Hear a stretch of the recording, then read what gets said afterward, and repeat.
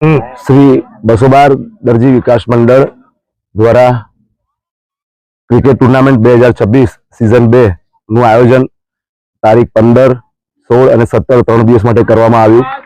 ખડોદી મુકામે greenfield ground ખાતે કરવામાં આવ્યું, જેમાં ટોટલ શ્રી 212 દર્જી સમાજની 14 ટીમોએ ભાગ લીધો હતો. જેમાં 7 લીગ મેચ થઈ, 3 ક્વાર્ટર ફાઇનલ મેચ થઈ, 2 સેમીફાઇનલ મેચ અને છેલ્લે એક ફાઇનલ મેચ થઈ, જેમાં પીપાવનસી ખાનપુર 11 વર્સિસ બાલાસિર 11 બેની વચ્ચે ફાઇનલ મેચનો જંગ જામ્યો હતો.